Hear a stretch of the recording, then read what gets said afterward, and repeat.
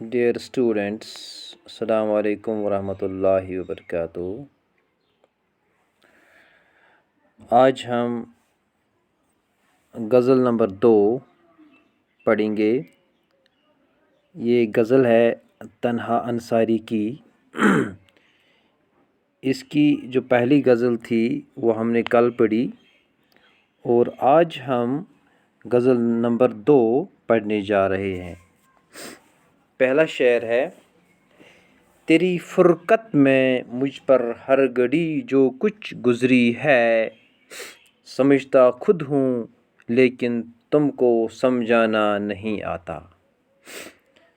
पहले शेर को आम तौर पर हम मतला कहते हैं, लेकिन ये एक ऐसी गज़ल है जिसमें मतला नहीं है। तो मतला में हम क्या देखते हैं? हम देखते हैं ये हम कवाफ़ी होते हैं, हम काफ़िया होते हैं, हम रदीफ़ होते हैं, लेकिन ये एक ऐसा मतला है, एक ऐसी गज़ल है जिसमें मतला नहीं है। तेरी फुरकत में मुझ पर हर घड़ी जो कुछ गुज़री है, समझता खुद हूँ लेकिन तुमको समझाना नहीं आता। मुश्किल अल्फाज में है फ़ुरकत। फ़ुरकत मैंने परसों आपको बताया, फ़ुरकत छुना जुदाई। तेरी फुरकत में मुझ पर हर घड़ी जो कुछ गुज़री है।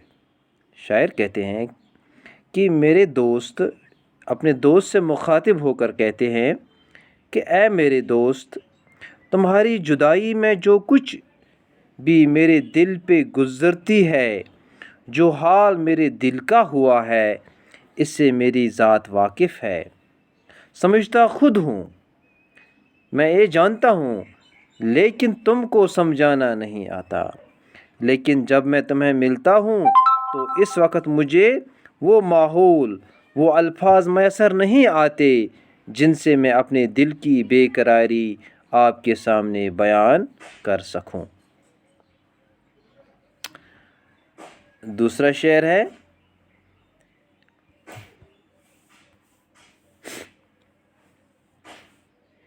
मैं गुल हूँ मुस्कुरा रहता हूँ तूफ़ान के आलम में।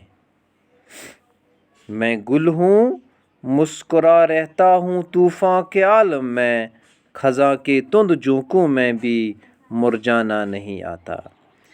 इस शेर में शायर अपने आप को तशबीह देते हैं, किससे?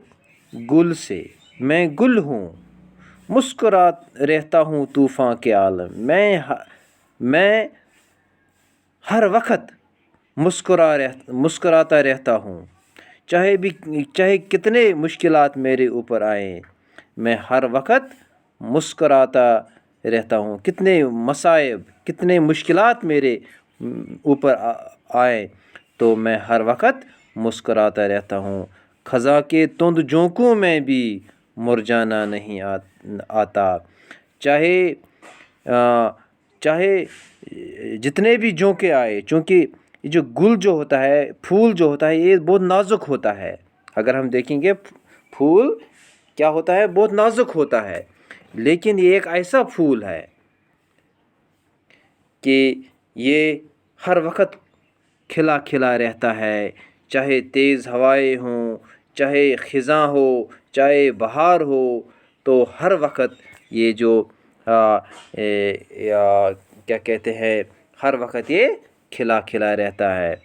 और इतना ही नहीं, बल्कि मैं ख़ज़ां के मौसम में भी पूरे आब ताब के साथ जलवा अफरोज़ रहता हूँ, जबकि सारे फूल इस मौसम में मुरझाए हुए होते हैं।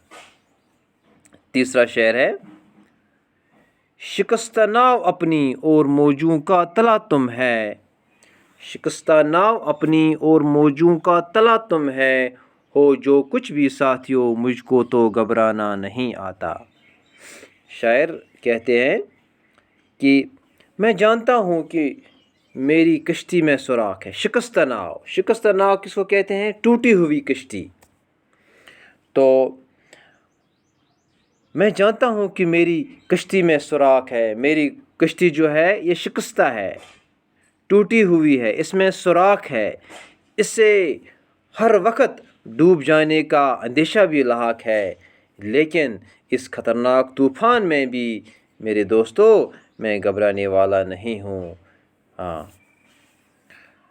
تو اگلا شعر ہے، چٹانوں کو ہٹانا ٹھوکروں سے مجھ کو آتا ہے، چٹانوں کو ہٹانا ٹھوکروں سے مجھ کو آتا ہے، مگر نازک سی امید کو ٹھکرانا نہیں آتا۔ اس شعر میں شاعر کہہ رہے ہیں کہ میرے اندر اتنی ہمت اور استقلال، میری اندر اتنی ہمت ہے اور اتنا عزم ہے کہ میں بڑی سے بڑی مشکل کو آسانی سے سامنا کرنے کی صلاحیت رکھتا ہوں۔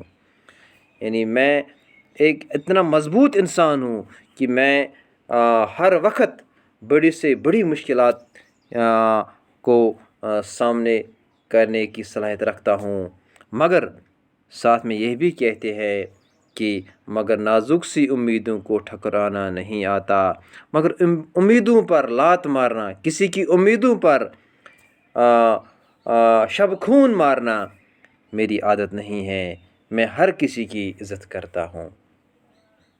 اور آخری شعر ہے مقطع، جسے کہتے ہیں، تڑپنے ہی میں لطف زندگی حاصل ہوا تنہا، تڑپنے ہی میں لطف زندگی حاصل ہوا تنہا، تڑپتا خود ہوں اوروں کو تڑپانا نہیں آتا۔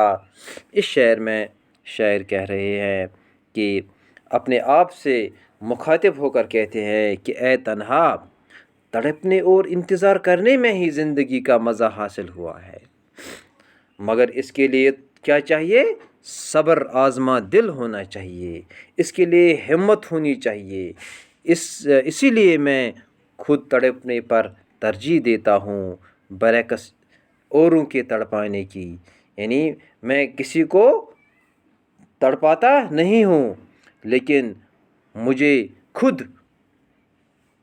خود اس میں لطف آتا ہے، لطف زندگی مجھے اسی میں ہے، تڑپنے میں ہی میں محسوس کرتا ہوں۔ ہاں، لیکن میں اس بات پہ بھی یقین رکھتا ہوں کہ کسی اور کو نہ تڑپاؤں، کسی اور کو میں میں خود تو تڑپتا ہوں لیکن کسی اور کو نہیں تڑپاتا ہوں۔ یہ تھی تنہا انصاری کی غزل نمبر 2۔ تو اس کے جو تشریح ہے وہ بھی میں آپ کو سینڈ کروں گا۔ تو آج کے لیے اتنا ہی، تھینک یو ویری مچ، السلام علیکم۔